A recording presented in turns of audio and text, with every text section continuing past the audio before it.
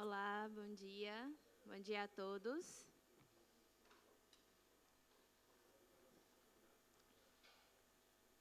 Bom dia a todos, sejam muito bem-vindos ao nosso primeiro evento em Madrid.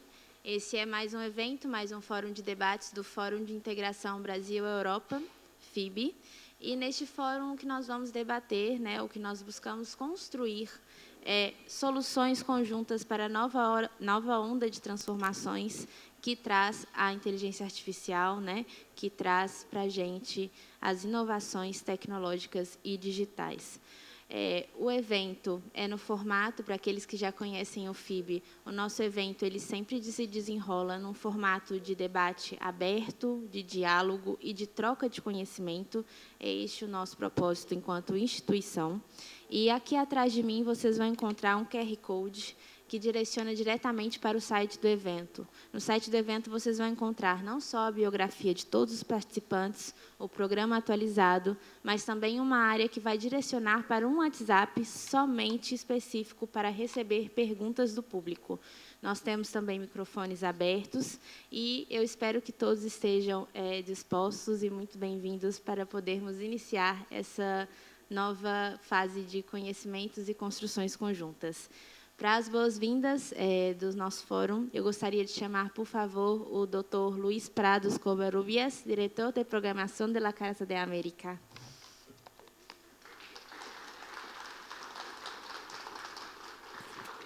Bom dia, bem-vindos à Casa de América. É prazer para a Casa de América receber-les a todos. Grande prazer receber todos vocês hoje, senhor ministro do Supremo Tribunal Federal, senhor secretário-geral ibero-americano, senhores magistrados, deputados da União Europeia, senhoras e senhoras. É um dia muito importante para a Casa da América. Meus cumprimentos também ao senhor Lara Rezende, com quem tivemos um fórum muito importante há alguns meses. Na Casa de América, estamos particularmente contentes e honrados de que o primeiro FIB seja feito aqui na Casa de América, casa de todos os americanos, ibero-americanos, iniciativas para promover laços entre a Europa e a América, entre a Espanha e a América. Desde 1992, o ano em que fundamos a Casa de América, estivemos trabalhando para apresentar a realidade da América em todas as suas perspectivas aqui na Espanha e para ser um fórum real de encontro e de debate sobre as grandes iniciativas e temas estratégicos para a região e as suas relações com a América. Ao longo de todo esse período, recebemos mais do que 40.000 autoridades, representantes de todos os âmbitos da cultura, da vida social, da vida política da região. E promovemos muitas iniciativas que contribuíram a reforçar os laços entre a Europa e a América. Nós trabalhamos com muita proximidade com as instituições que trabalham para aprofundar os laços e construir um espaço em comum, dia a dia, mais eficaz, eficiente e articulado, para produzir resultados para os seus cidadãos. No final, esse é o objetivo geral. Dentre as instituições, eu gostaria de destacar a Secretaria-Geral Ibero-Americana, que promove essas iniciativas com as quais a Casa da América costuma colaborar. Os temas que serão discutidos hoje são essenciais para todos nós, para as nossas sociedades, para cada um de nós como pessoas. Temas que estão modificando a nossa realidade em todos os âmbitos do planeta, todos os cantos do mundo, como devemos esperar também na região da América Latina. A transformação, a revolução digital, em particular. Depois do aparecimento da inteligência artificial e a democracia. Eis os dois assuntos que estão atravessando umas circunstâncias complicadas. Isso nos obriga a tomar iniciativas, refletir sobre a situação do espaço digital agora mesmo, com o aparecimento da inteligência artificial. E a democracia em todo o mundo e também na nossa região, no espaço ibero-americano, está em circunstâncias difíceis. É um momento no qual podemos ver que os cidadãos perderam fé na democracia, nas instituições democráticas. E precisamos dar uma resposta decidida e aberta ao diálogo a este fenômeno, para produzir benefícios e resultados para todos os cidadãos.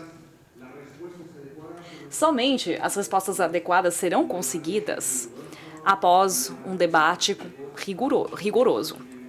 Para todos aqueles que foram preparados, que sabem contribuir com ideias e um debate com foco construtivo e aberto ao futuro.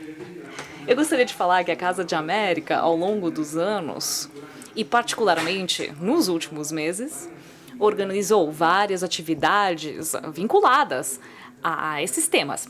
Por exemplo, no campo da inteligência artificial, nos últimos meses, organizamos 2 encontros, junto a instituições como o BID, a CAF e também empresas privadas, como a Telefônica, para refletir sobre o desenvolvimento de uma economia digital e sustentável, nos apoiando na inteligência artificial e também para discutir qual a governança da inteligência artificial, um tema que nos preocupa. Também organizamos frequentemente atividades de reflexão sobre a situação da democracia na região. Por exemplo, há poucos meses, tivemos um encontro importante organizado ou co-organizado com outras instituições para refletir sobre as iniciativas que sirvam para promover a democracia e os direitos humanos nos Estados Unidos e na América Latina. Outro exemplo também, na próxima terça-feira, teremos uma conferência da vice-ministra de Assuntos Exteriores do Chile para pensar sobre a situação da democracia na América Latina desde a perspectiva chilena. É um exemplo entre muitos. Sem mais delongas, eu, de novo, dou as boas-vindas aqui a vocês nessa Casa de América. Eu espero um dia frutífero e a boa visita a Madrid. Obrigado.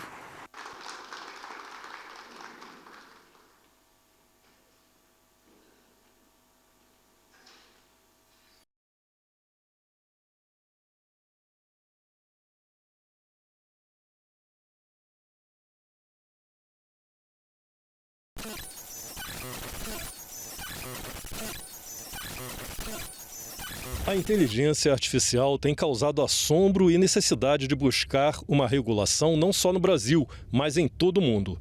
Essa não é a primeira vez que uma nova tecnologia afeta comportamentos e a redefinição de direitos. Foi assim quando inventaram os automóveis e o direito a usar a rua mudou. Artificial intelligence has become so advanced, it has now surpassed human performance on several basic tasks. My worst fears are that the field, the technology, the industry, cause significant harm to the world. I think if this technology goes wrong, it can go quite wrong. I'm a paparazzi. I don't play no Yahtzee. I go pop, pop, pop, pop, pop, pop. My camera's up your crotch. See, I tell the truth from what I see. Llegó para quedarse y hacernos la vida más fácil. Las máquinas están a nuestro servicio y lo que tenemos que hacer es adaptarnos. Aunque muchos trabajadores sospechan que es un arma de doble filo. Es como un cuchillo.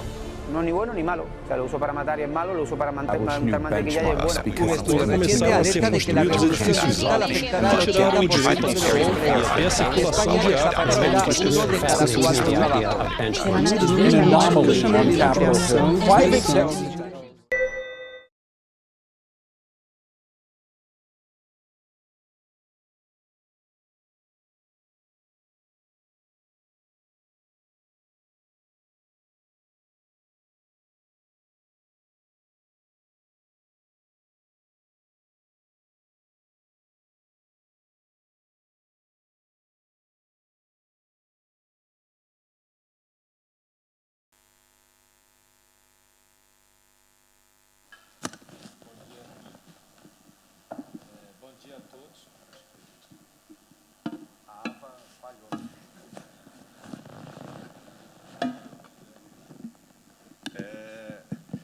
Bom dia, bem-vindos.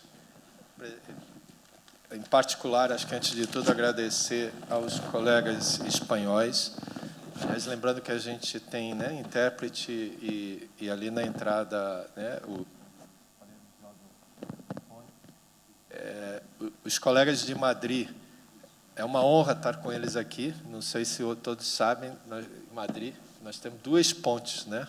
Ontem foi feriado, quarta-feira foi feriado, e no lugar de viajar, o pessoal topou, aceitou vir estar aqui conosco. Quer dizer, é bastante interesse, e não temos como palavras para agradecer, né, os colegas da Espanha, também quem veio da Itália, quem veio da Alemanha, além, né, dos colegas de Portugal. Me permite, e, naturalmente, quem atravessou o oceano, né, vindo do Brasil, também temos amigos da Argentina para participar aqui deste evento. Inclusive, tem gente que chegou ontem e vai hoje à noite. Fazer uma abertura muito rápida. Antes de mais nada, gostaria de fazer uma proposta, de fazer aqui um bom dia coletivo, um cumprimento coletivo, e, com isso, dispensar em todos os painéis as entradas, né, protocolares. Esses ministros, esses demais, né, colegas parlamentares e demais autoridades nos permitirem. Nós temos muito que discutir, né? Eu acho que esse filme aqui foi um breve filme de introdução. Há uma ansiedade grande em busca de soluções, né? Aliás, a proposta aqui hoje é discutir alternativas, soluções. Os problemas, todos que estão aqui nessa sala já conhecem. Aliás, provavelmente vamos ver novos problemas, mas o que nós estamos mais aflitos e ansiosos é em troca, né, de soluções, seja para estabelecer, né, regras, seja para lidar com a proteção dos dados, com a ética, né, com os direitos humanos, seja o funcionamento das instituições de Estado em tempos remotos, que pouco ou nada quase mais tem a ver com o que era antigamente, né, na época analógica, na época, né, do papel, funcionamento, as eleições, né, certamente esse é um tema muito forte que nos motiva aqui. Mais cerca de metade da população mundial está votando esse ano, mais de 70 países, né, votando, e todos nós sabemos as dificuldades que se tem quando o eleitor, né, não sabe mais, pode até estar vendo, né, o nosso vídeo aqui agora, e não sabe exatamente se quem está aqui é quem realmente, né, está, o que nós estamos falando aqui é a verdade. Quer dizer, como lidar com isso não é simples, mas o que a gente quer passar é uma mensagem de otimismo. E aqui me permitiria lembrar, né, o caso da urna eletrônica no Brasil, que, aliás, já não é nem só uma urna eletrônica, é um processo de eleição digital. Diante do desafio que era lidar com eventuais fraudes, distorções, seja no processo de votação, seja no processo de apuração, o Brasil encontrou uma solução made in, né, Brasil, e hoje faz das eleições mais seguras, mais rápidas, eu acho que e mais amplas do mundo. Este mesmo sucesso que acho que a gente teve no processo eleitoral, né, da eleição, a gente hoje precisa levar para os outros campos. Esta é a proposta aqui nesse evento, bem rápido. FIB é uma associação cultural que foi montada em Portugal, tem 2 anos e meio, temos mais de 300 sócios. Aliás, até me permitiria não citar, né, ninguém aqui hoje, seja para a gente ganhar tempo, seja porque certamente eu vou errar, estou nervoso, e é nosso primeiro evento fora de casa, e vou acabar esquecendo, fazendo alguma injustiça. O objetivo da FIB é produzir e disseminar conhecimento visando a integração, né, de Brasil e Europa. Já realizamos vários eventos, né, em Portugal, como esse. Temos uma coleção de livros, o selo FIB, que publicamos. Temos um prêmio FIB, que premia teses de mestrado, né, e de doutorado. Realizamos encontros culturais, que a gente chama de duetos, né, sempre um brasileiro e um europeu discutindo sobre convergência e divergências em torno de um assunto. Em 2 anos e meio fizemos isso, e este evento aqui é o nosso primeiro fora de Portugal, e muito importante. Não teríamos seria impossível estar aqui agora sem a ajuda, né, da Embaixada Brasileira aqui na Espanha, sem a ajuda do Secretariado Geral Ibero-Americano, vou falar aqui para deixar o Pitagama colocar, a OEAI, o IDP e também a OAB, que já vai falar aqui em seguida. Segundo, fórum, né? Por que fórum? Exatamente como a palavra, né, romana. E este espaço aqui, a gente até agradece muito a Casa da América que adaptou, é exatamente o que era o fórum, né, dos romanos, né? É um espaço propício ao debate. Alguns vão estar aqui na frente, né, debatendo a proposta, outros estão sendo escalados para dar partida, né, no processo, mas a proposta é que todos possam vir a participar. E transformações é um ciclo novo que a gente está iniciando, né, de debate, como a gente já falou. As mudanças tecnológicas, econômicas e sociais são muito rápidas. Acho que, talvez, na história da humanidade, nunca se teve mudanças tão drásticas em tão pouco tempo. E a vida muda e depois a gente tem que conseguir ajustar as regras, as instituições, e essa é a nossa proposta, iniciando aqui hoje com o debate sobre regulação digital e democracia. Em seguida, a gente quer fazer outros encontros, né, sobretudo discutindo, em particular, a questão da inteligência artificial, os impactos em algumas áreas, né, específicas, os impactos sobre trabalho, né, que é algo bastante complicado que a gente vem pela frente. Bom, é isso. Falei demais. De novo, desde já, agradecer todos os presentes, as autoridades, os técnicos, os professores, a equipe, né, que nos ajudou aqui a montar. Esqueci de citar, né, todos os painéis, nós temos espanhóis conosco, com os brasileiros, todos os painéis nós temos mulheres moderando, debatendo, e não por serem mulheres, e sim porque tem muito o que dizer sobre esse assunto, né? Essa preocupação que a gente sempre teve é muito grande e importante aqui do FIB. Minha proposta, se vocês me permitirem, para os painéis, né, que vêm em seguida, era isso, era de a gente dispensar, eu até compreendo um pouquinho, estava conversando, eu sei que no direito, na diplomacia, né, é prática dispensar os cumprimentos e tentarmos, na medida do possível, irmos direto aos debates, porque, né, temos muito que discutir.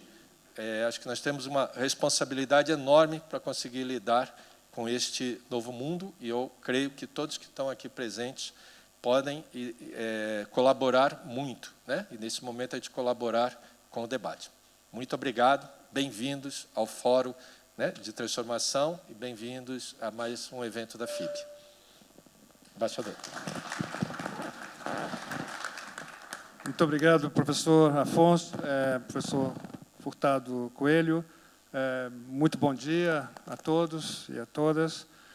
Seguindo a orientação da presidência, eu omito a nominata, apenas saudar os excelentíssimos ministros do STF, STJ, Procurador-Geral, senadores, TSE, senadores, deputados, secretários, autoridades brasileiras aqui presentes.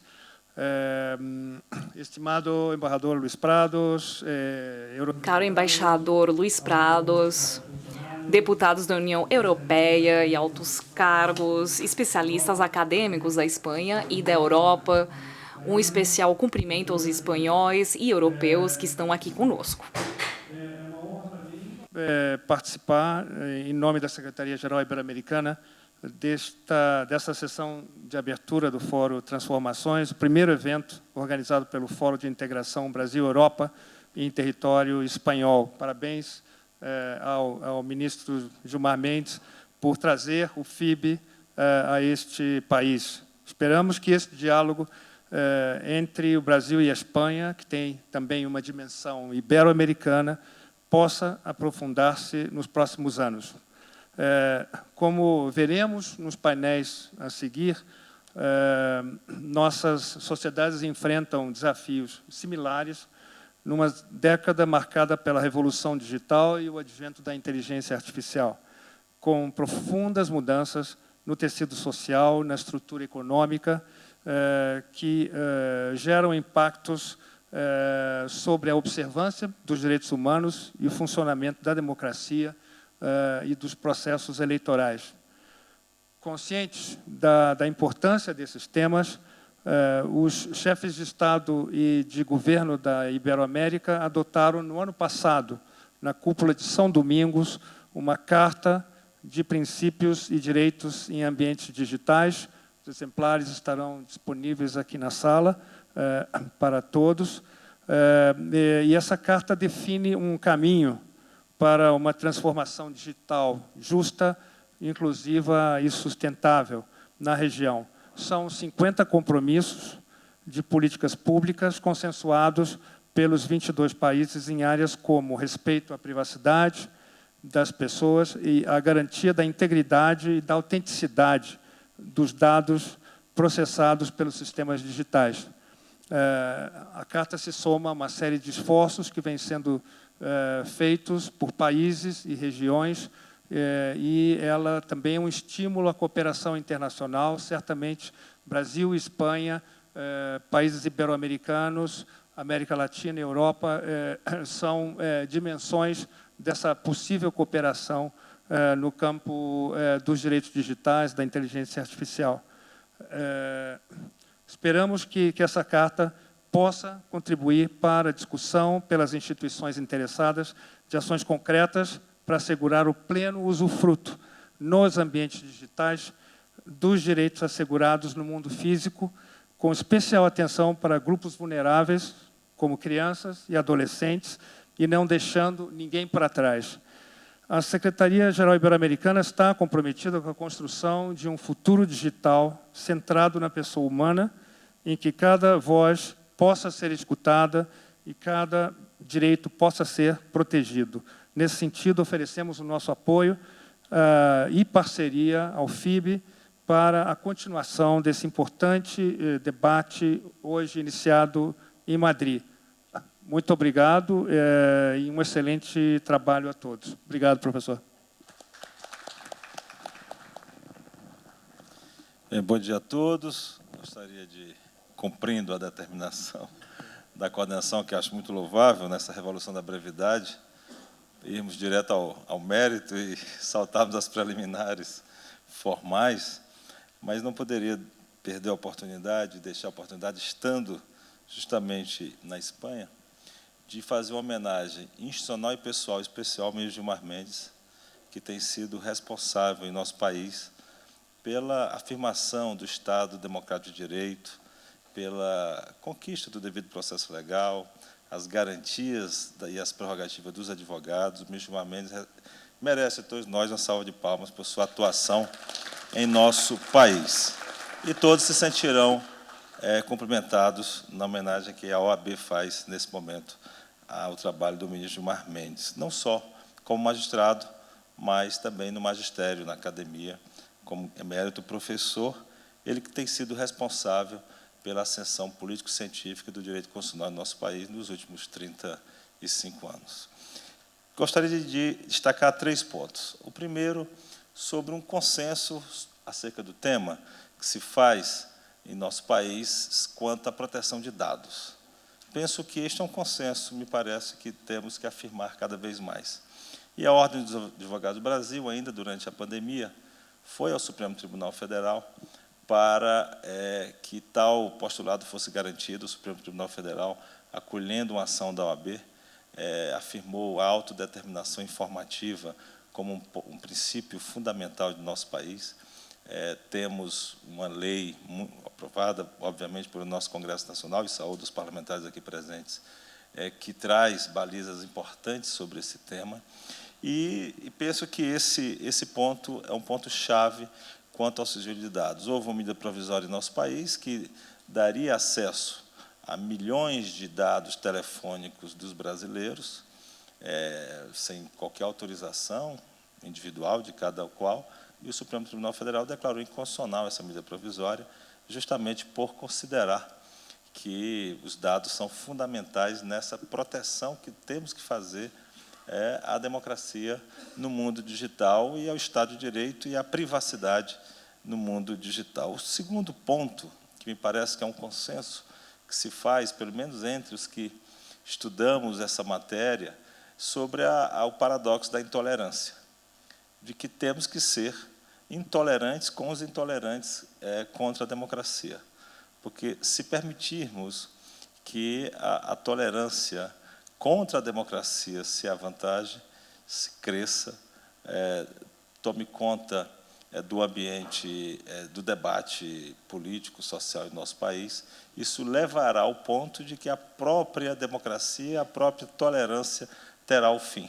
Então, é preciso, justamente, e parto para o terceiro ponto, afirmar a necessidade do que temos denominado de democracia militante. Não basta a defesa da democracia de forma romântica, a democracia tem que ser realmente defendida de forma efetiva, proibindo as fake news, proibindo o uso da tecnologia para disseminar informações falsas, disseminar e atentar contra a própria democracia. E, portanto, faz-se necessário construir o equilíbrio entre a necessidade da defesa da liberdade de expressão e a defesa da democracia e do Estado de Direito. Me parece que é este equilíbrio, é esse momento que nos encontramos. Como alcançar? E o debate hoje que é feito pela FIB, e agradeço o convite que me foi feito para estar presente nessa abertura, será fundamental no dia de hoje para alcançar essas respostas. O ministro Ricardo Cueva presidiu no Congresso Nacional uma importante comissão sobre o tema, terá muito a contribuir, o ministro Mauro Campbell por igual, decano aqui presente do STJ, o Ministério Público, na pessoa do Dr. Paulo Gonet, todas as instituições jurídicas do nosso país estamos envolvidas nessa importante tarefa de construir as soluções em busca da defesa da democracia. Porque, sem dúvida alguma, o mundo digital é um veículo, é um instrumento e um veículo que pode ser utilizado para o bem e para o mal. E todos nós aqui, me parece, estamos imbuídos da tarefa de fazer com que esse mundo novo, essa transformação que se faz, seja feita em favor do progresso, da construção de uma humanidade fraterna e solidária. É tudo isso que nós buscamos. Muito obrigado.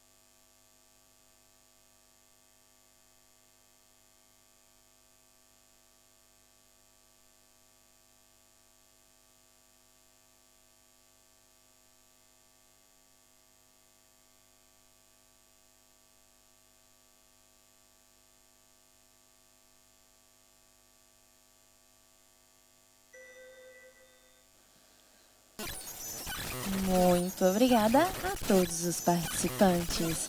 Vamos agora para o primeiro painel do nosso fórum. Senhoras e senhores, com Inovaciones regulatorias en el mundo más digital. Para esta mesa, convido o doutor deputado Iván García de Blanco, o doutor Eduardo Gomes, Orlando Silva e Ricardo Vilas Boas Cueva. A todos os países. É igualmente importante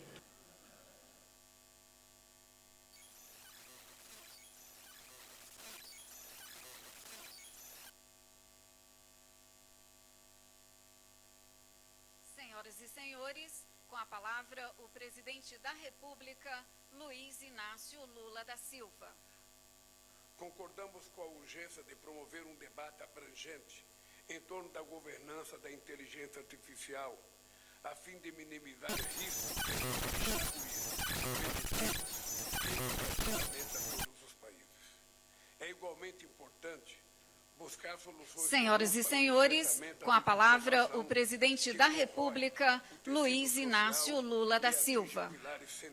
Concordamos com a urgência de promover um debate abrangente em torno da governança da inteligência artificial, a fim de minimizar E para a riscos moderação, e distribuir a doutora benefícios Dora Kaufmann. equitativamente a todos os países.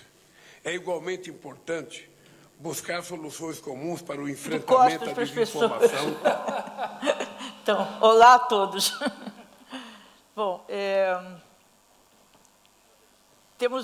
esse painel tem um desafio muito grande, porque são todas pessoas que têm participação ativa, importante, relevante em vários assuntos que a gente vai ter que debater.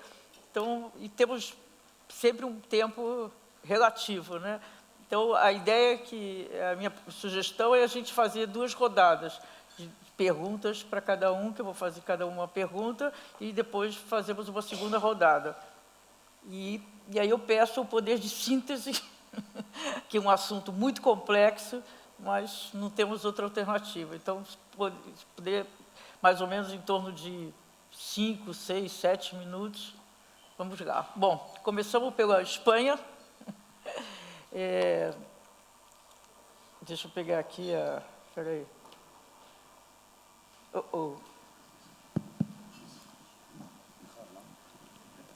Então,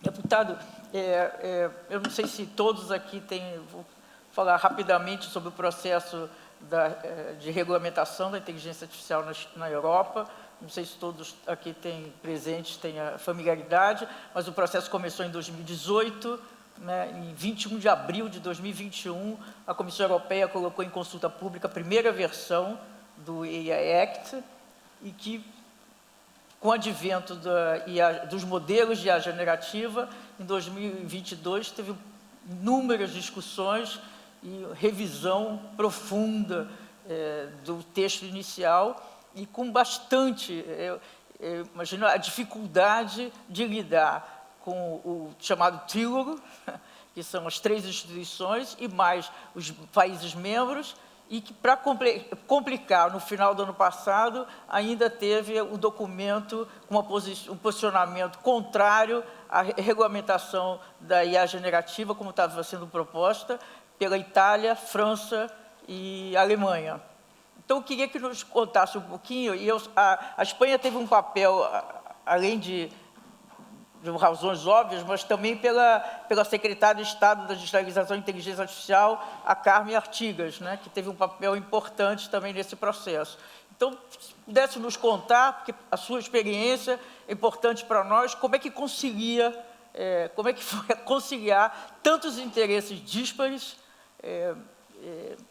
para sair, finalmente, no dia 13 de março, a votação no Parlamento Europeu de um documento que tem, se não me engano, 485 páginas, que aí depois, a segunda rodada, eu vou fazer outra pergunta sobre isso. Então, como que foi compartilhar a experiência de como foi lidar conciliar, porque é sempre um desafio político maior, né? Então, por favor. Bom dia. Se oye? Sim. Bom dia. Bom dia, muito obrigado pelo convite para participar deste painel de tão alto nível e nessas jornadas que eu acho que são pertinentes e também com pessoas de muito alto nível, com muita experiência, e eu acho que num momento importante da civilização. Eu acho que conversar em 5, 6 minutos sobre tudo isso que você me perguntou, eu acho que nem a inteligência artificial conseguiria fazer. Mas eu vou fazer o possível para tentar responder. De qualquer forma, se eu falar muito, vocês podem me interromper. De qualquer forma, depois nós podemos ter mais tempo para conversar um pouquinho sobre isso. Este é um processo que, na verdade, começou em 2019, que foi no início do mandato das instituições europeias, que termina agora, temos eleições no dia 9 de junho. Começamos trabalhando, eu sou o coordenador dos sociais-democratas, e uma primeira proposta sobre uma regulação ética sobre inteligência artificial, robótica e inteligências ou tecnologias afins. E a partir desse momento a comissão apresentou seu texto próprio e mostra como o parlamento enfrentava essa questão, como nós pensávamos que era a importância de ter uma regulação. Depois o parlamento criou um comitê especial e trabalhou sobre isso 1 ano e meio. E passaram várias pessoas, especialistas, de associações, de grupos, de empresas tecnológicas, e tentamos fazer uma abordagem geral e setorial, ou seja, inúmeros textos que foram aprovados pelo Parlamento Europeu durante este período, sobre a aplicação setorial da inteligência artificial. E começamos a trabalhar no Parlamento Europeu, e durou mais ou menos 2 anos, e que também foi um desafio do ponto de vista da pluralidade que existe dentro do próprio Parlamento Europeu. É um parlamento grande, com uma representação diversa do ponto de vista de ideologia, de territórios, e obviamente também existe uma linha que tem que, como os próprios governos, os países membros se posicionam com relação às questões. Então, surgiu uma revolução em si, que foi exatamente o surgimento da inteligência artificial generativa, que não estava contemplado no texto inicial do regulamento, da regulação, então teve que passar por uma nova revisão do parlamento, por circunstâncias, claro, porque era muito desconhecido neste momento, e é interessante porque realmente alguns países que depois firmaram uma carta ou que se posicionaram publicamente com relação a isso, ou que em relação a restrições ou regras especiais com relação a esses sistemas, são os mesmos que chegaram depois a proibir, como o caso da Itália, da França. Desde o primeiro momento disse que tinha que estar no capítulo de sistemas de alto risco.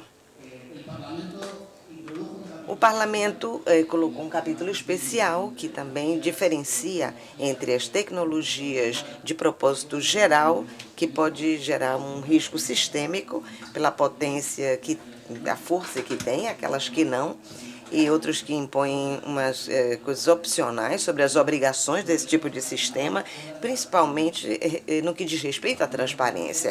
Ou seja, o parlamento propõe, e foi aprovado desta forma, que existem obrigações referentes a essas ferramentas, como o ChatGPT, com relação à transparência dos dados que são utilizados para alimentar os próprios modelos, dados também que estão suscetíveis a alguma regulação especial, alguma legislação especial. Isso diz o próprio modelo, não tem nenhuma surpresa em relação a isso.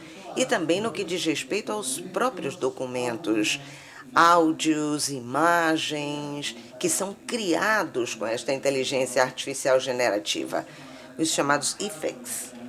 Esses vão ter que ser marcados com uma etiqueta, com uma marca d'água, que o usuário, o cidadão, tem que saber que estamos diante de uma produção que não é uma produção humana,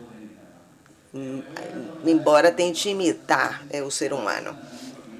Então, o que é a ideia geral da lei? Ontem eu estava conversando com alguns dos reguladores brasileiros que já estão trabalhando nesta questão. O grande desafio é regular uma tecnologia que está evoluindo. Nós ainda não só conhecemos características essenciais, não sabemos qual vai ser o próximo passo, que foi o que aconteceu com a inteligência artificial generativa. É um bom exemplo disso. O regulador europeu preferiu olhar analisar do ponto de vista do uso da tecnologia. A tecnologia em si, da próxima etapa, de onde vai avançar, o que levamos em consideração é o uso que vai se dar para essa inteligência artificial. E, a partir daí, são pensados uma série de riscos possíveis.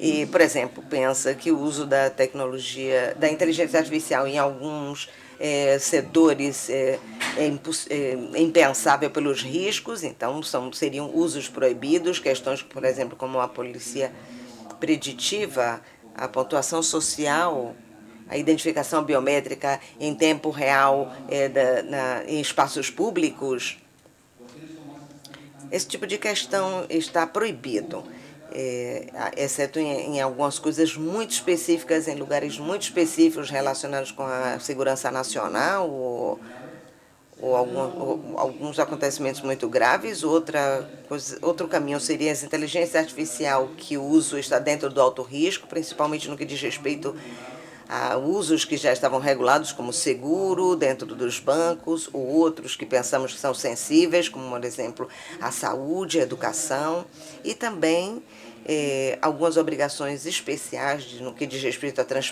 transparência, alguns modelos que exigem que se informe que você está interagindo com a inteligência artificial. Em geral, 80% do uso da inteligência artificial parece que não existe um risco extra, mas incentiva-se a utilizar códigos de boas práticas.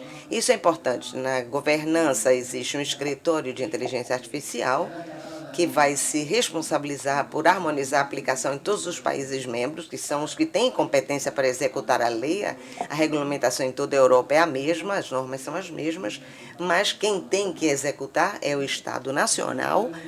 Existem algumas das exceções, também vai ter um fórum onde as empresas tecnológicas vão estar representadas, as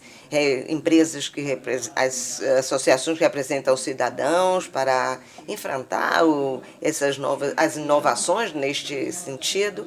E também, dentro do que se diz respeito à aplicação, isso é bastante amplo, regulamos a inteligência artificial que vai usar na União Europeia e que se desenvolva aqui, mas aquelas também cujo efeito se sente na União Europeia, mesmo que o modelo tenha sido utilizado no exterior. Existe uma característica de extraterritorialidade.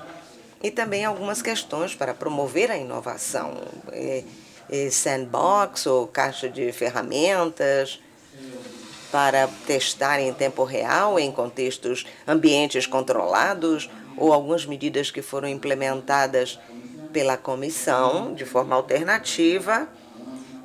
E, para concluir, uma coisa que eu acho que é fundamental: a lei de inteligência artificial não busca resolver todos os problemas. Isso é impossível. Mesmo que nós quiséssemos, seria impossível. Mas tem um marco horizontal, geral, onde estabelecemos as diretrizes principais, e a comissão tem poder agora, para nos próximos meses, para executar essas 20 ações de execução de ação, para especificar algumas ações. Por exemplo, dentro do âmbito da propriedade intelectual é complicado, porque tem muitas dificuldades. Então, esta agência e a Comissão Europeia vai ter que desenvolver algumas questões neste sentido. Então, somos os primeiros do mundo, não escondemos nosso interesse ou nossa vontade de influir na regulação no mundo, no sentido positivo, mas sabemos que o próximo passo vai ser necessário ter uma coordenação geral. Temos que falar com os países democráticos, por isso decidimos falar com o Brasil, com reguladores brasileiros, porque isso é uma prioridade.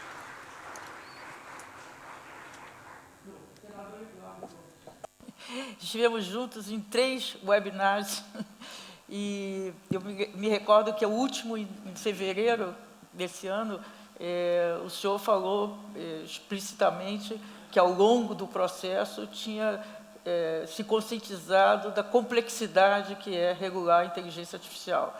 Inclusive que já tinha comunicado que não teria um resultado, um marco regulatório para a eleição municipal desse ano, que não daria tempo.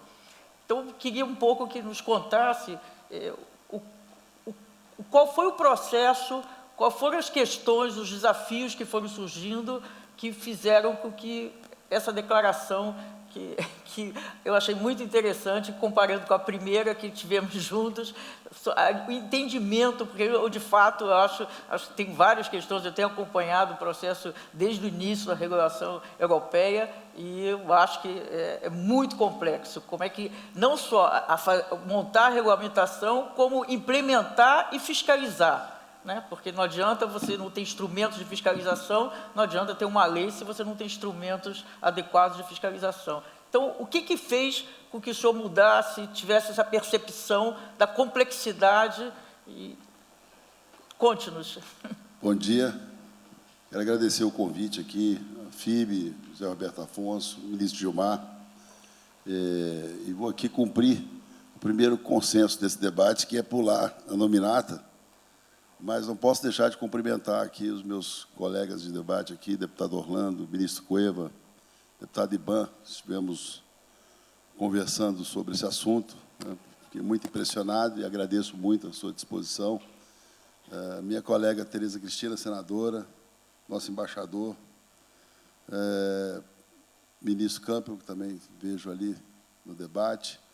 Bom, primeiro, posso dizer que esse assunto, inteligência artificial no Congresso Nacional, teve a nossa atenção desde a discussão da Lei Geral de Proteção de Dados. É da nossa autoria o texto constitucional de garantias, uma emenda votada de maneira muito tranquila, muito mais serena. O Orlando já tinha preparado esse debate lá na Câmara. E o que eu posso dizer é que hoje, nesse debate e nesse evento em especial, nós trazemos para cá impressões. Né? Impressões porque, depois de 170 audiências públicas, o projeto originalmente aprovado na Câmara, que induziu a esse debate, do deputado Eduardo Bismarck, a quem eu presto homenagem, relatado pela deputada Luísa Canziani, chega ao Senado num momento de muita discussão geral, e é aquela nossa primeira impressão de que há uma tendência de discutir tudo no mundo com inteligência artificial. É, finalmente, o ponto de encontro de todas as dúvidas, de todas as temeridades, de todas as dificuldades humanas nesse momento. Sabendo que essa tarefa era impossível, nós conversamos com o presidente Rodrigo Pacheco, que apresentou o substitutivo e tomou logo de pronta a decisão de montar a comissão de juristas, presididas pelo ministro Cueva e secretariada por uma pessoa que eu faço aqui uma homenagem, que é a professora Laura Schertel, que tem feito um trabalho espetacular, junto com o Fabrício, com os outros assessores desse tema. Ou seja, ofertamos à população brasileira e mundial mais de 170 audiências públicas, uma comissão especial agora presidida pelo senador Carlos Viana, e, mesmo assim, a gente fica com a impressão de que, de maneira inédita, na semana passada, vimos a necessidade de apresentar um parecer consultivo, que é uma coisa inédita no Senado Federal, justamente para colher, pescar as impressões ainda divergentes e também expor, que é uma coisa mais engraçada, aquilo que todo mundo concordava sobre inteligência artificial, ou tinha medo de dizer, ou tinha falta de oportunidade de apresentar esses consensos mínimos.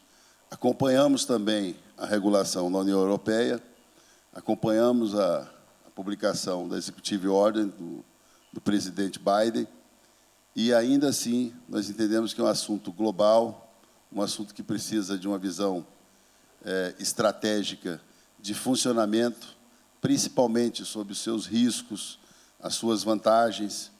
Chegamos também ao consenso de que o maior risco é não correr riscos, porque, senão, você acaba comprando o risco dos outros. O mundo terá em suas mãos os seus dados, o seu país, a sua liberdade, a sua soberania, e isso também será matéria para inteligência artificial, e você acaba absorvendo isso tudo de maneira meio que cega. Então, eu vim para esse fórum para trazer as impressões, porque tudo que está colocado no relatório, que ainda é provisório, mas bem consistente, está à disposição de todos que estão aqui. Mas as impressões não. Então, as impressões, desde o início, foram ficando cada vez mais marcadas por dúvidas importantes. Primeiro, compreender de que a inteligência artificial não pode, e não teremos uma lei principiológica, eficiente, clara, se não tiver visão global e se não tiver também a humildade de entender que boa parte dos problemas atribuídos ao uso da inteligência artificial existem na vida comum. Não há um crime novo procurando uma lei nova. Existem os mesmos crimes com a necessidade de adaptações, sim, de cumprimento, de intensidade, mas tudo que está sendo discutido Boa parte disso já existe, boa parte disso já está disponível, e as pessoas precisam entender que isso não será resolvido diretamente pela inteligência artificial. Existem problemas sérios como garantia de emprego, modelo de vida. Na verdade, esse fórum também é mais uma construção em uma outra fase desse debate, Dora, que nós temos há 800 dias. Eu me lembro que os primeiros eventos que fui de inteligência artificial era uma verdadeira troca de inexperiências, né, mundial. Em todo lugar que você chegava, você tinha uma impressão diferente e pouco precisa, né, do que quais os caminhos para a regulação. Na semana passada, semana retrasada, ainda no IDP, no workshop que realizamos lá, naquele mesmo dia, nós tínhamos cerca de 500 eventos no país sobre inteligência artificial. Aquilo que, no início da discussão, se restringia a 3, 4 eventos. Então, nós estamos chegando no momento de desfecho para o texto. Entendemos a importância de regular primeiro, mas entendemos também que é mais importante regular bem, já que dependemos das outras, cada um vai depender da regulação do outro pelo mundo. Então, nós estamos agindo como se tivéssemos a obrigação de um entendimento humano sobre a utilização de inteligência artificial em todas as suas dimensões. E não é poesia, não. É porque o grande problema que identificamos em inteligência artificial é a garantia dos direitos do ser humano, propriedade intelectual, direitos autorais, temas que vão para uma outra plataforma absolutamente gigante, de todas as dimensões. Então, é preciso nós precisamos ter, na verdade, a certeza de que esse ambiente será global. Nenhum país conseguirá regular a inteligência artificial se tiver a pretensão de fazer isso de maneira isolada. Acho que ainda vamos caminhar logo, logo, Orlando, como dizíamos ontem, para uma Declaração Mundial dos Direitos Digitais, porque a gente está conseguindo chegar num texto bom. Eu tenho certeza que, no Brasil, especialmente, para encerrar essa fase da pergunta, no Brasil, a impressão que a gente tem, estou vendo aqui o Ney Belo também, e alguns outros amigos, a impressão que a gente tem é que o problema não é no texto da lei, mas a forma da lei. Precisamos de uma lei viva, uma lei que tenha facilidade de compreensão para a sua regulação em todas as suas dimensões, no Brasil em especial. Acreditamos no modelo de regulação através das agências por tema e um órgão coordenador, que pode ser a ANPD ou um conselho organizador das regulações setoriais. Então, nós entendemos que ainda vamos depender de um tempo de debate, mas o Brasil chegará numa boa regulação, tenho certeza que, a exemplo de outros países, e com a compreensão, principalmente no Brasil, onde o tema suscita visões paralelas de outros problemas que nós temos e que temos que resolver, mas que não resolveremos diretamente na inteligência artificial. Obrigado.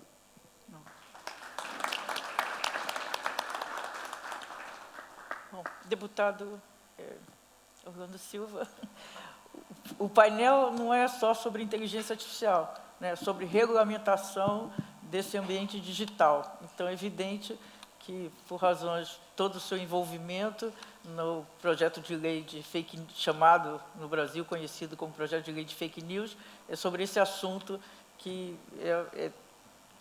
como acho que pelo menos os brasileiros sabem, está parado o processo no Congresso e tem conflitos com a natureza do negócio das grandes empresas de tecnologia, né, porque, de fato, tem conflito com o negócio mesmo, com qualquer regulamentação em relação ao livre trânsito de qualquer... Bom, existem várias pesquisas que mostram que até a natureza humana, quanto mais um post de ódio, mais ele circula, mais ele gera reações dos usuários das plataformas, e isso é favorável ao modelo de negócio porque está gerando dados, né? E, por outro lado, também tem outros conflitos no parlamento. Quais são as questões, se é que pode compartilhar conosco, quais são as questões que você se debateu, o senhor se debateu nesse processo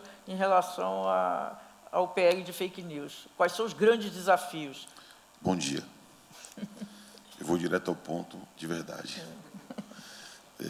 A minha impressão é que, vivendo a revolução digital e sendo pós-analógica a geração que discute a regulação, aqui nessa sala devemos ter poucos nativos digitais. Mas são sobre a responsabilidade dessas pessoas o debate sobre regulação de plataformas digitais. Vivemos fases distintas. Vivemos a fase da curiosidade, quando todos nós nos aproximamos dessas ferramentas. Vivemos a fase do encanto, quando todos nós percebemos as potencialidades que os serviços digitais nos oferecem. E aqui nós já temos no Brasil um filho da fase do encanto, que é o Marco Civil da Internet, que é a nossa lei que regra a internet. É a fase do encantamento, onde as maravilhas estavam expostas e a nossa disposição era absoluta de explorar todo o universo que as plataformas digitais nos ofereceram. Vivemos um momento do espanto. Se nós observarmos a constituição do algoritmo do professor Balaguer, já apontava inúmeras possibilidades, inúmeros riscos, diria assim, que essa experiência do universo digital passou a nos oferecer. Portanto, Dora, a minha impressão é que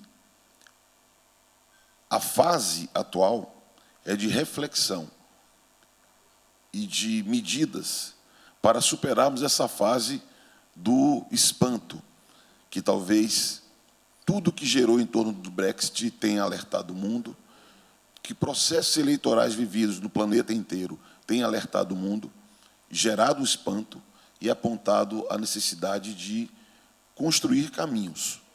Eu sempre valorizo muito a experiência americana dos Estados Unidos da América pelo seu peso econômico, pela sua importância cultural, pela sua relevância política, mas circunscrevo a características próprias daquele país. E faço referência a um país, especificamente, por ser o polo dinâmico da inovação, por ser a sede dos operadores principais que oferecem serviços digitais e por terem uma história, inclusive jurídica, que justifica a famosa seção 230.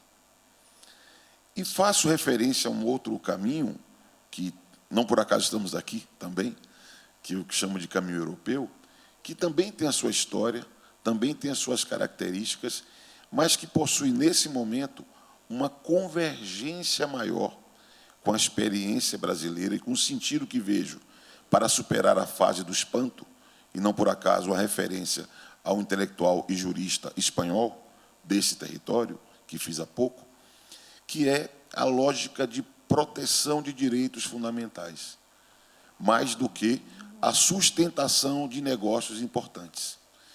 Por isso que eu considero que o debate sobre regulação de plataformas digitais, ele tem algumas marcas nesse momento e diria mesmo alguns consensos, o que fundamenta, na minha visão, uma proposta convergente sobre regulação de plataformas digitais. Uma primeira ideia, a ideia de transparência, um conceito elementar que está presente no ato dos serviços digitais, de algum modo, na ordem executiva do presidente Biden e no debate todo que fazemos no Brasil. A ideia de transparência. Ressalvado o segredo de negócio, é sempre bom falar isso. Ressalvado o segredo industrial, é sempre bom falar isso. A sociedade tem direito de conhecer como a operação se dá, sobretudo se há riscos a direitos fundamentais. E aqui um destaque em especial, de certo modo vivemos aqui um ambiente acadêmico, valorização de acesso à informação para pesquisa acadêmica, de modo que especialistas possam aprofundar estudos e nos oferecer leituras sobre como se dá a operação dos serviços digitais. Uma segunda palavra que me parece chave é a ideia de liberdade. A ideia de liberdade, o conceito de liberdade, que é fundador das democracias e que toda e qualquer iniciativa regulatória deve ter como um pilar essencial a sustentação da liberdade, particularmente o direito fundamental de liberdade de expressão, com mecanismos que permitam ao usuário, que é o cidadão digital, não se submeter à violação, que por vezes é um risco, que o algoritmo de recomendação produz. Risco é uma outra palavra-chave. A defesa da liberdade no sentido de liberdade de expressão, de falar e de ouvir, que é a base essencial para o pluralismo. No caso brasileiro, deputado Iban, o primeiro artigo da nossa Constituição fala dos fundamentos da República, entre os quais o Estado democrático de direito, cuja base, uma das bases, está assentada no pluralismo. Não por acaso o Constituinte teve esse cuidado. E não vejo hipótese de pluralismo sem liberdade de expressão, sem diversidade, sem debate, e o encapsulamento do debate, que é produzido pelos algoritmos de recomendação, pode se constituir numa ameaça. Portanto, a defesa da liberdade, para ela ser exercida, é necessário um regramento. Responsabilidade, estou quase concluindo, nos meus 6 minutos, que é um conceito absolutamente essencial e vinculado à liberdade. Responsabilidade que deve ter regras próprias, talvez não coerentes com a fase do encanto, tal qual se estabelece o artigo 19 do Marco Civil. Os brasileiros conhecem bem a polêmica, mas vinculada à fase do espanto. Responsabilidade que deve ser imputada a quem tem ou a quem tenha responsabilidade sobre dano produzido. E, por fim, uma palavra nova, em algum sentido, no debate, mas cada vez mais relevante, que é a palavra risco. Risco.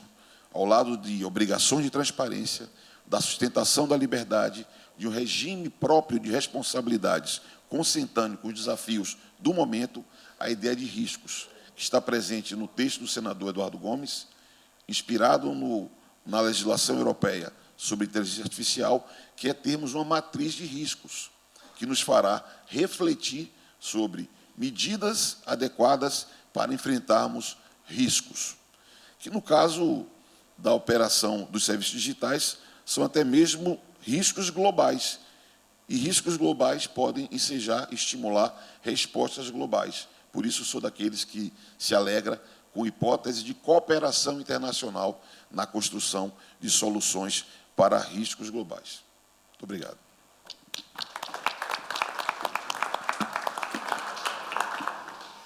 Bom, ministra,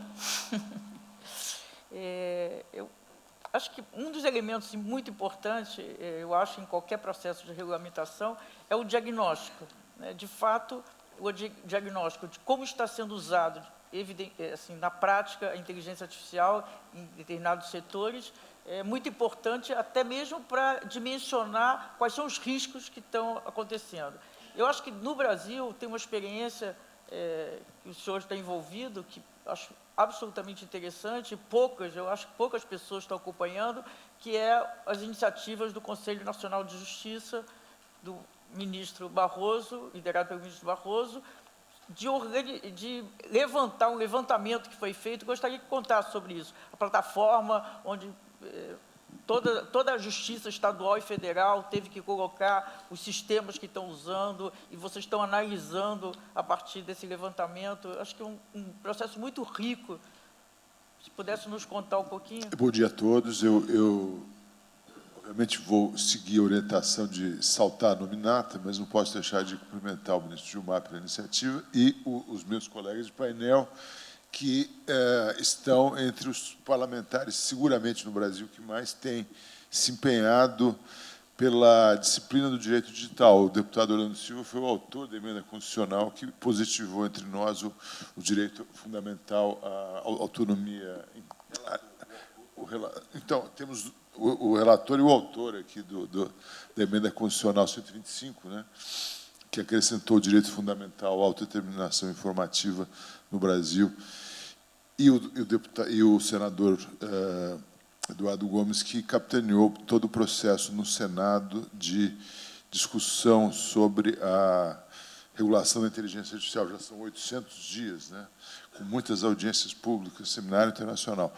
A contrapartida disso, do lado setorial, do ponto de vista do Judiciário, é esse grupo de trabalho no Conselho Nacional de Justiça, que foi criado pelo ministro Barroso, que procura dar corpo a uma regulamentação do uso da inteligência artificial no Poder Judiciário. Já havia no Poder Judiciário um uso de inteligência artificial muito rudimentar, o sistema Vitor no Supremo, o sistema Atos no STJ, que se destinavam basicamente à classificação de recursos, de processos, uma tarefa que já era feita pelos seres humanos e ganhou em tempo, mas realmente não significou um avanço significativo. Um outro uso também era de aglutinação de processos similares para gestão de gabinetes, gestão de acervos processuais. A inteligência artificial generativa realmente foi o grande salto e já começa a ser usado no mundo por magistrados, inclusive para a produção de decisões judiciais, e esse é o grande receio. A norma que nós já tínhamos no Conselho Nacional de Justiça, a Resolução 332, ela basicamente incorporava princípios éticos do uso da inteligência artificial que já existiam na União Europeia, na OCDE, em vários contextos, e ela trouxe isso para o âmbito do Poder Judiciário.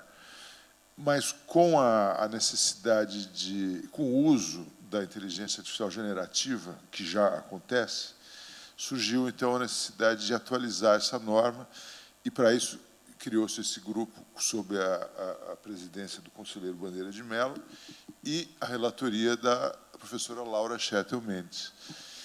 Há vários subgrupos de trabalho, e a ideia é, fundamentalmente, criar um sistema de governança, de certificação, e que torne efetivos aqueles princípios de explicabilidade e transparência que os algoritmos devem ter.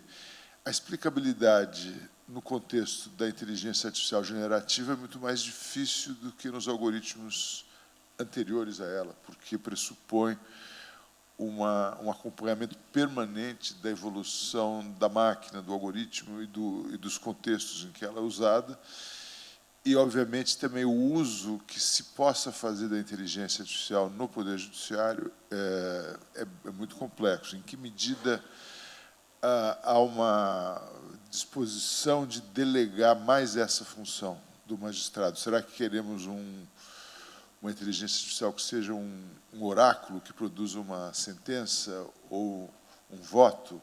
Certamente não. Nós queremos que ele auxilie o magistrado, como que é o ministro Barroso, no início agora, a sumarizar, né, o processo. O ministro Barroso já teve uma iniciativa importante de criar um chamamento público para que se apresentem propostas efetivas de modelos de inteligência generativa que permitam fazer um sumário do processo para auxiliar na gestão dos acervos processuais. No Supremo, isso já vai se tornar realidade em breve.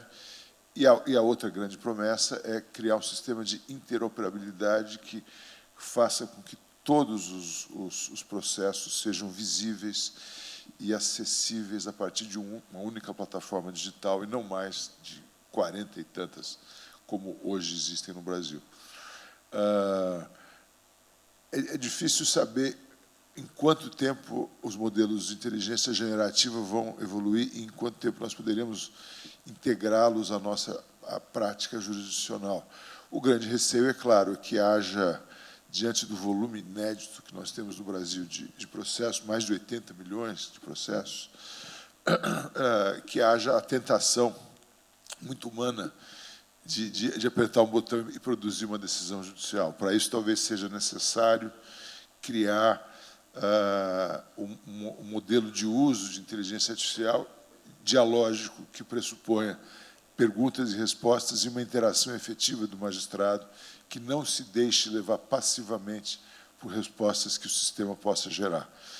Então, essa atualização do sistema da Resolução 332, ela passa por isso.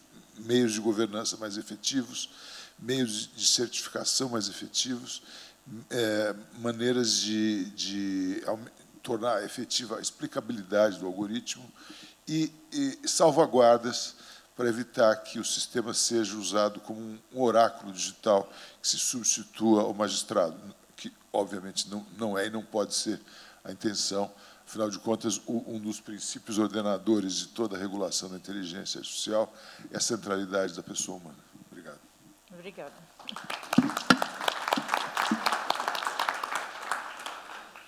Voltando ao deputado Ivan, hoje eu acho que é um consenso que a inteligência artificial é estratégia para o desenvolvimento, né, da sociedade, do mundo, da humanidade. E nós temos um problema, entre vários outros, aproveitando que aqui o objetivo é um diálogo entre a Europa e o Brasil, eu acho, a minha percepção é que dificilmente o chamado Sul Global vai conseguir avançar nesse sentido, tanto desenvolvimento como adoção da inteligência artificial sozinho. Existem barreiras de infraestrutura, por exemplo, muito grandes, né? Então, como que, na sua opinião, como que o chamado Norte Global, como é que a gente coloca, primeiro, o Sul Global no diálogo que está acontecendo entre a Europa e os Estados Unidos, fundamentalmente no Ocidente, e como que o Norte Global pode auxiliar o Sul Global a aproveitar, maximizar os benefícios da inteligência artificial? É uma grande pergunta. Para começar, creio...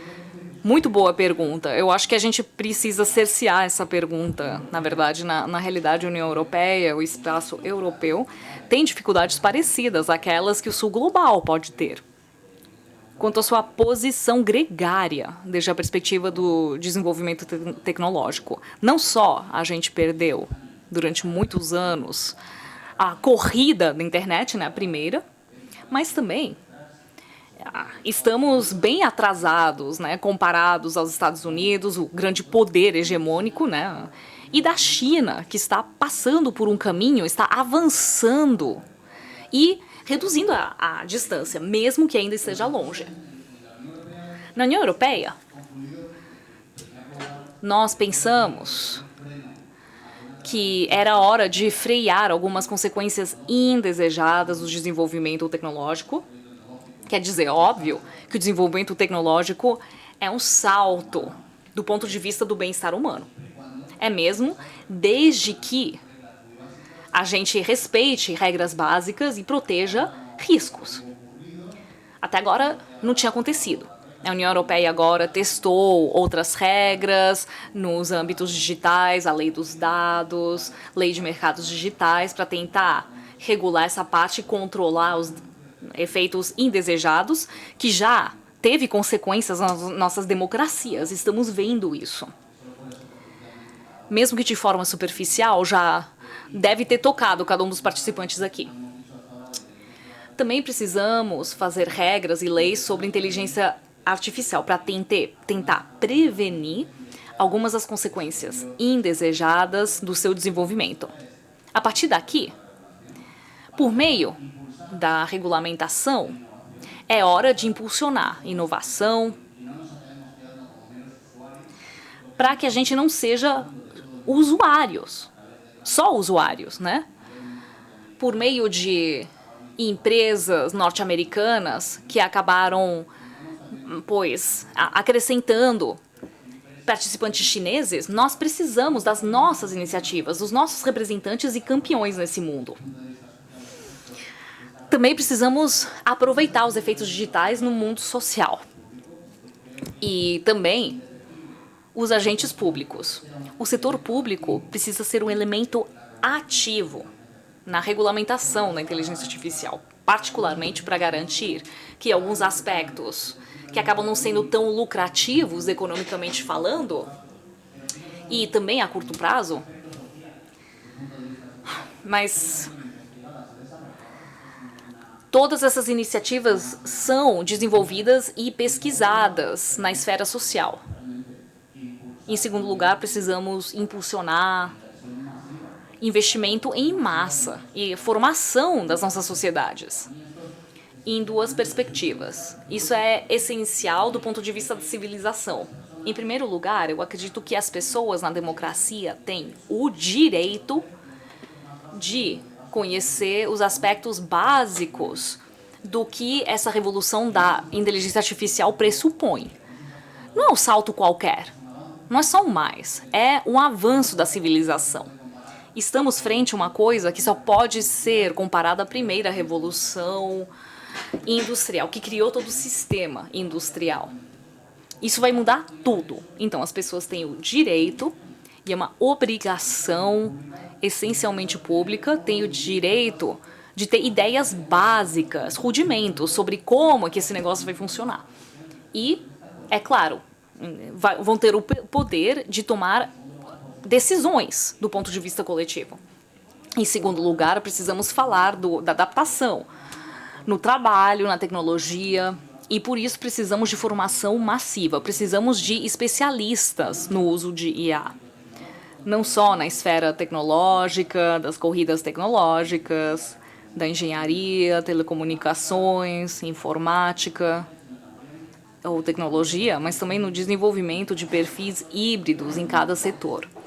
Eu venho do mundo do direito. Antes estivemos falando das implicações jurídicas e não podemos esquecer que nós, como profissionais do direito, precisamos nos transformar em profissionais híbridos, que precisamos aproveitar a inteligência artificial.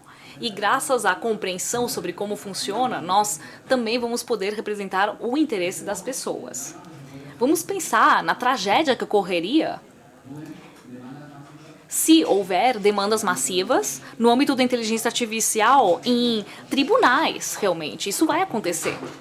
Esses tribunais não vão entender o que está acontecendo. É um desafio incrível.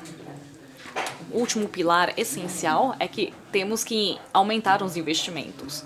Não podemos continuar a ser, a pessoa que ficou atrás.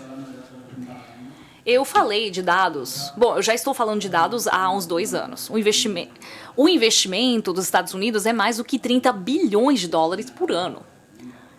Acho que a China estava investindo 13, 14 bilhões e toda a União Europeia apenas 1 bilhão. Isso não pode acontecer. Nós temos um desafio. Eu acho que demos o primeiro passo importante, que foi escrever regulamentações coletivas a serem seguidas dentro de toda a União Europeia. Então, o próximo desafio é enfrentar o desafio que temos para reduzir a brecha com o exterior. Antes falamos da necessidade de termos marcos internacionais. É isso que eu falei na primeira vez. É essencial que as democracias pensem sobre a inteligência artificial. Não pode só representar um salto na produtividade que fique entre poucas mãos. Não, deve ser distribuída em toda a população. Temos que pensar em como fazer isso de forma coletiva. Né? Pois a IA está em mãos de empresas globais, em sua maioria. E elas têm uma capacidade até de torcer o braço dos estados nacionais. Né? Então o desafio precisa ser enfrentado entre todos, porque só assim vamos poder pensar em regras humanistas de civilização. Tudo isso está por trás das leis trabalhadas pelo Brasil, pela União Europeia. É uma solução global.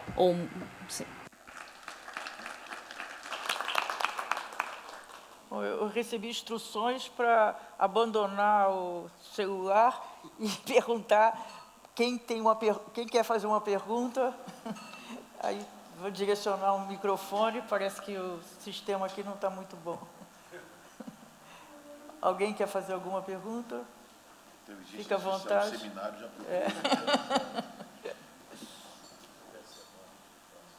Ninguém tem pergunta? Bom, se não tiver, eu tenho.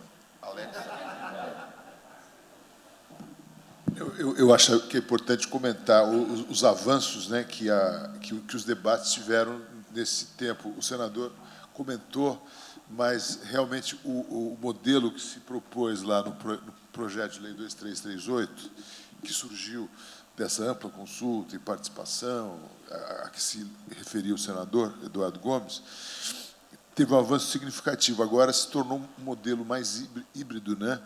O projeto inicial era muito inspirado no AI Act e agora há elementos também da regulação do Reino Unido e da Executive Order americana.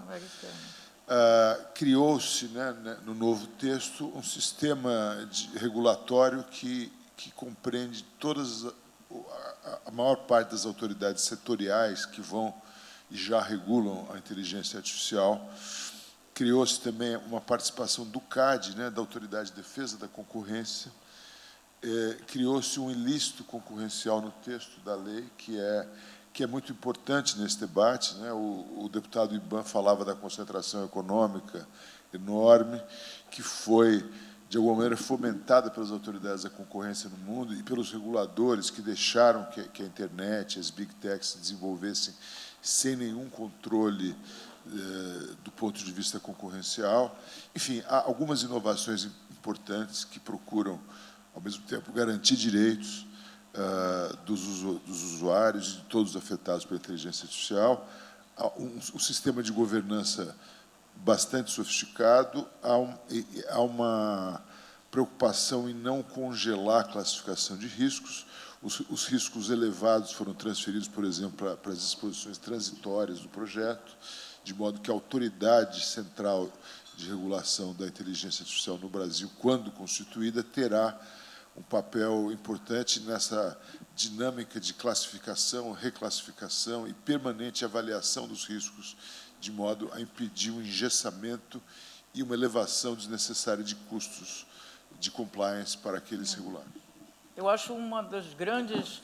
Eu fiz recentemente um artigo sobre a nova proposta regulatória no Brasil, e eu acho que uma das grandes mudanças positivas, no meu ponto de vista, é um protagonismo às agências setoriais, né? Eu acho que nós nos afastamos um pouco da Europa, e que eu acho que de uma forma positiva, porque a Europa tem um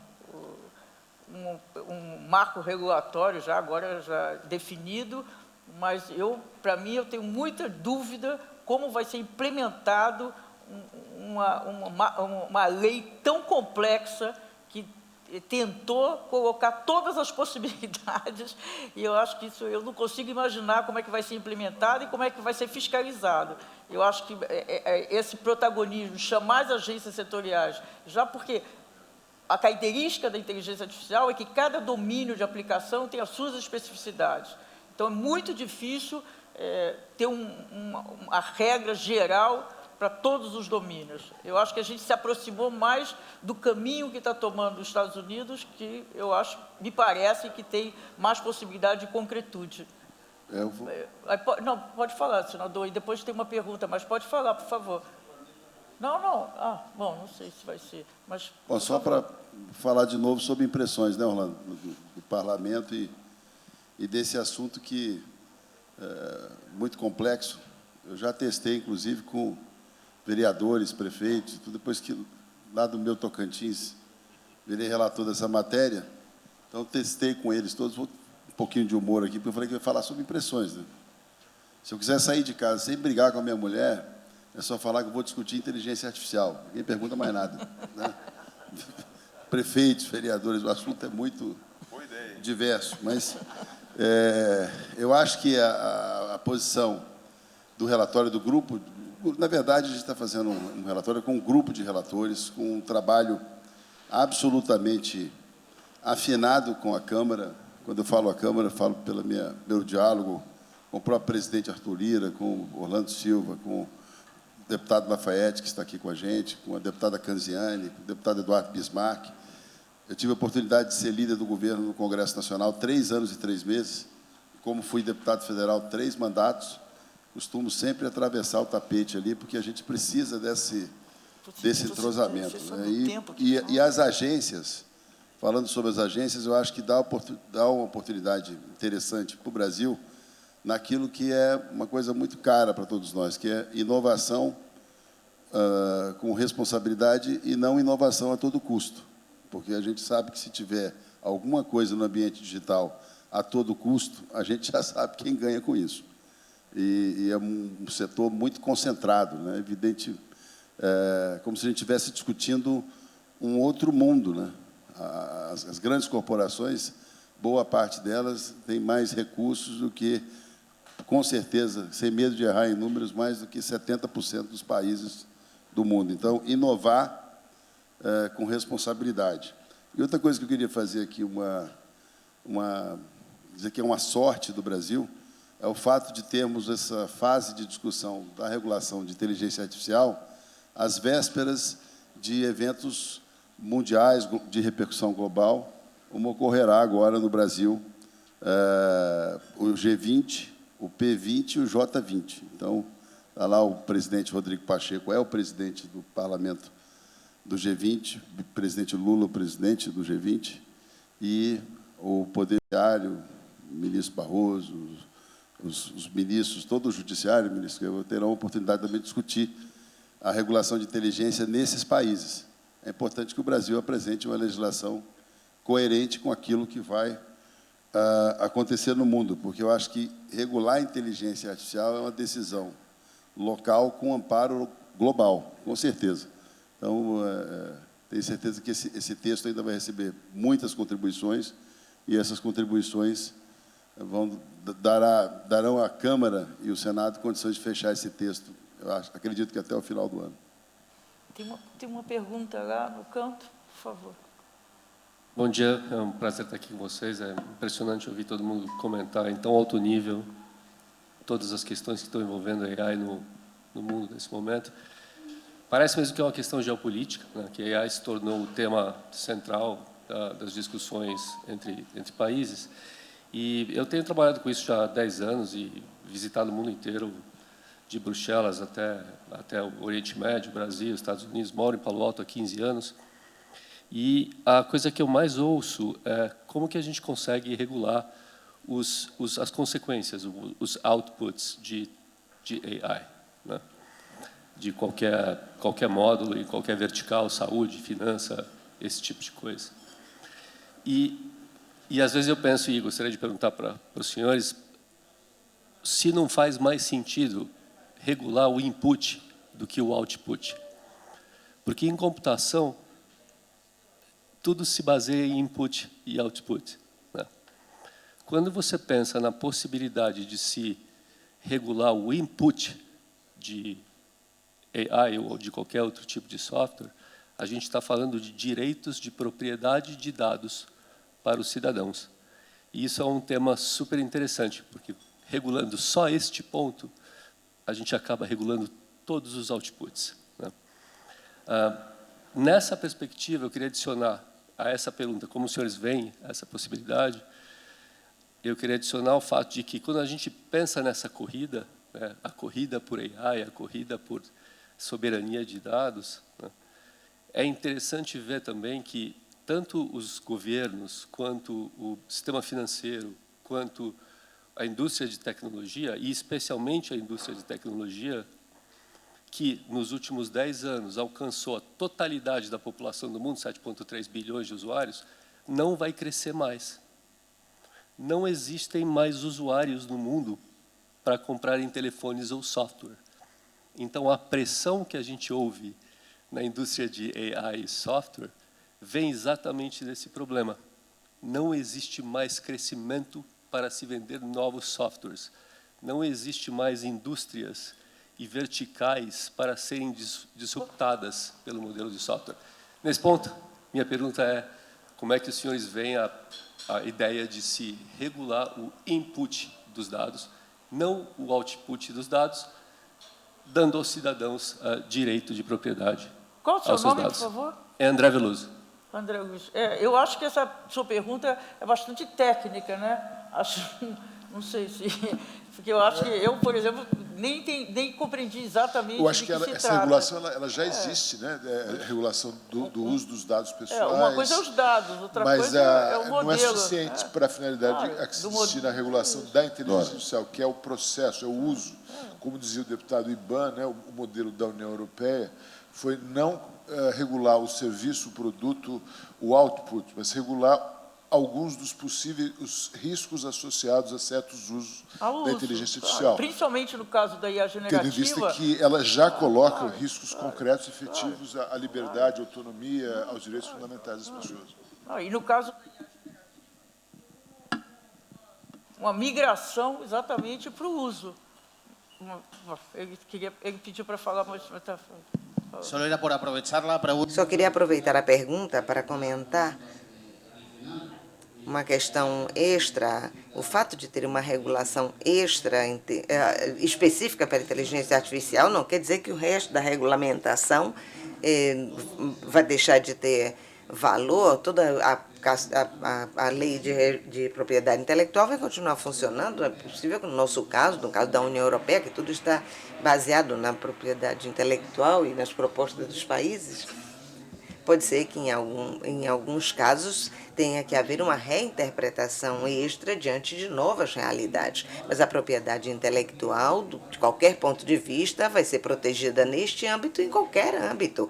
O que faz a lei de inteligência artificial para nós é introduzir normas extras de transparência que permitam que os que têm esses dados, os proprietários ou titulares destes dados ou da propriedade intelectual protegida, tenham esses direitos e que seu conteúdo seja utilizado e que possa ser beneficiado por esses direitos. Um outro aspecto também, que eu falei com alguns reguladores brasileiros, que é o tratamento, qual é o tratamento jurídico que vamos dar aos outputs, os resultados da inteligência artificial generativa.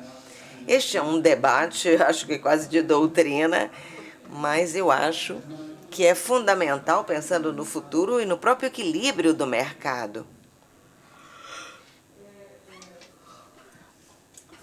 Então, o deputado quer falar, depois vamos ter a primeira comentadora.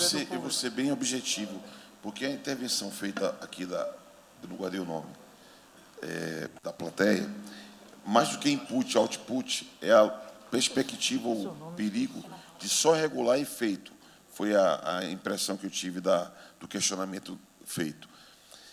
Faz sentido a preocupação com os riscos e o regramento para a proteção de direitos ameaçados por efeitos da operação de serviços digitais, com a premissa de que nós devemos ainda explorar e potencializar a operação desses serviços. Porque se é certo que talvez não tenhamos mais, é possível que não tenhamos mais a quem vender um aplicativo, um telefone, mas seguramente inúmeros aplicativos virão oferecendo maiores ainda possibilidades. Então, a lógica é não limitar a inovação. Eu falei de palavras-chave que, na minha percepção, deve marcar a regulação de plataformas digitais, desde a transparência, responsabilidade, riscos, mas uma outra palavra-chave é inovação. É o nosso desafio. Potencializar, promover, estimular a inovação, o que também está presente no debate que fazemos hoje no Brasil, inspirado no debate europeu, mas, sobretudo, inspirado no debate do Reino Unido, devo dizer, em que há mais marcadamente essa ideia da inovação. Eu creio que esse talvez seja o principal fator que determina um olhar mais protetivo de direitos a partir de efeitos ou riscos potenciais, sem perder de vista a prioridade que deve ter a inovação para que a nossa corrida, digamos assim, para utilizar as inúmeras potencialidades, ela possa seguir a bom termo. Ana Paula, por favor. Obrigada, Dora. Agradecer, antes de mais nada, a professora Laura pela honra do convite e parabenizar ao FIB pela oportunidade da realização desse fórum absolutamente fundamental. Que queria pegar um pouquinho a fala final do deputado Orlando com relação a gente olhar esses diferentes modelos regulatórios, e Ban mencionou isso também, e trouxe, acho que, um aspecto muito importante dessa discussão, que é o aspecto de fundo da geopolítica, né? Então, a gente tem discutido a regulação do ambiente digital de uma maneira geral, utilizando os marcos legais europeus, e a gente começou, né, deputado Orlando, com a LGPD há muito tempo atrás. Temos no Brasil a discussão de algo similar a um DMA, o DSA, e estamos agora na discussão avançada com o senador em torno da regulação da inteligência artificial, mas, de uma maneira geral, olhando a esses marcos regulatórios de uma maneira um pouco mais estanque. E eu acho que é importante, e esse fórum nos traz essa oportunidade de entender e olhar para o processo regulatório europeu dentro de um contexto maior da questão geopolítica que o parlamentar nos trouxe e de uma perspectiva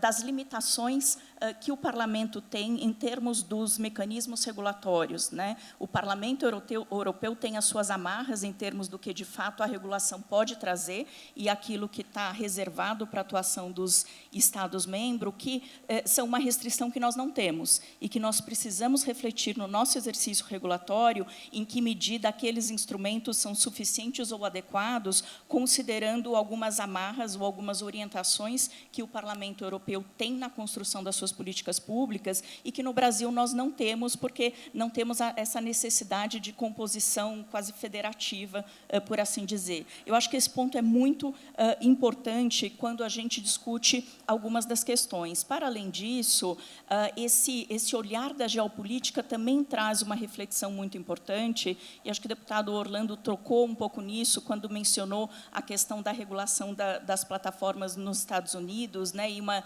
diferença de valores que a gente tenha, e todas essas regulações elas trazem um exercício de balanço de alguns valores e que, no Parlamento brasileiro, precisamos refletir o que nós queremos privilegiar ou proteger. A inovação tecnológica, que o deputado mencionou agora, a proteção de direitos, direitos fundamentais, que o ministro mencionou há pouco, e aspectos mesmos de comércio internacional e de espaço que o Brasil quer ocupar no âmbito global. E aqui eu acho que o exercício que a gente tem em torno da LGPD, deputado Orlando, é um exercício muito interessante. A gente se baseou muito na GDPR para construir a nossa Lei Geral de Proteção de Dados. Ela foi um marco importante, ela teve a sua tropicalização. Isso quer dizer que eu devo parar? Tem 5 minutos. Obrigada.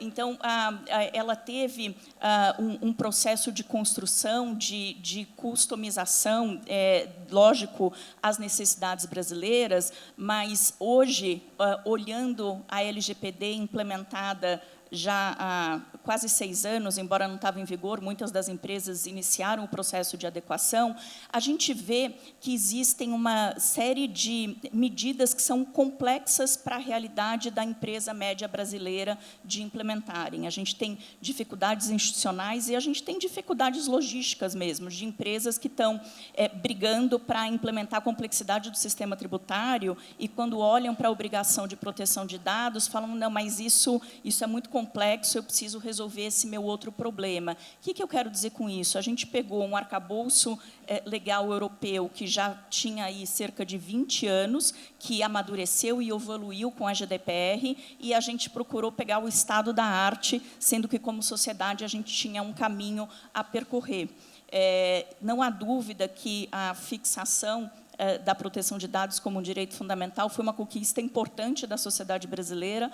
A LGPD foi uma conquista importante, mas talvez um grau de complexidade que ainda não estávamos prontos como sociedade para enfrentar. E eu trago isso como um ponto de reflexão, para que possamos aproveitar este momento aqui do Fórum de Integração para entender com os colegas europeus exatamente qual é a complexidade que a implementação da regulação de IA tem, e eu entendo que sabemos algumas, certamente muitas ainda aparecerão no processo efetivo de aplicação da norma, e essa reflexão que acredito ser muito importante de se entender quais são os limites que o parlamento tem e que pautaram a construção do ato e que no Brasil nós não temos. E, nesse sentido, parabenizo aqui o senador Eduardo, porque na sua versão do texto recentemente divulgada, de fato, a gente vê um amadurecimento importante do debate,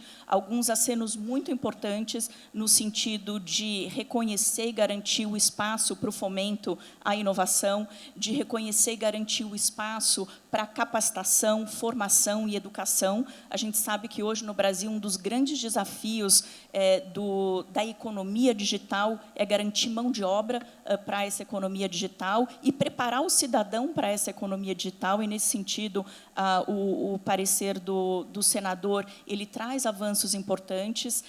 O ministro comentou que o avanço também, talvez já buscando uma inspiração na ordem executiva americana, mas o aceno com relação à autorregulação e à certificação, que também são avanços importantes e que incorporam algo que o senador tem falado muito, que é a importância da lei viva, né? Uma lei que consiga evoluir ao longo do tempo e que consiga reconhecer alguns desses desafios da inteligência artificial. A gente precisa garantir o espaço para boas práticas, né? Então, mecanismos como o ISO, que são práticas técnicas, são estándares técnicos que nós precisamos garantir que acabam sendo instrumentos importantes para que, na implementação de mecanismos de governança, tenhamos uma consistência entre os diferentes operadores. E aqui eu vou reforçar a mensagem e compartilhar do entendimento de que me parece que os grandes desafios do espaço digital nós só conseguiremos resolver com movimentos globais, como o deputado mencionou. E me chama a atenção, alguém que acompanha o processo de construção de instrumentos internacionais há bastante tempo, a velocidade na qual, em pouco tempo, conseguimos ter tantos instrumentos internacionais com relação à temática de inteligência artificial. Em cerca de 3 ou 4 meses, no final do ano passado, nós tivemos muito movimento, tivemos o documento do G7, tivemos o Bletchley Park Declaration, e a gente sabe a dificuldade que são construir esses documentos. Por mais que lendo eles pareçam, é muito principiológico, é muito solto, são indicações absolutamente relevantes e importantes do espaço que essa construção internacional precisa. E, nesse sentido, mais uma vez, parabenizar o Fórum por garantir esse espaço e essa ponte para o diálogo. Obrigada. 3, 2, 1. Acabou.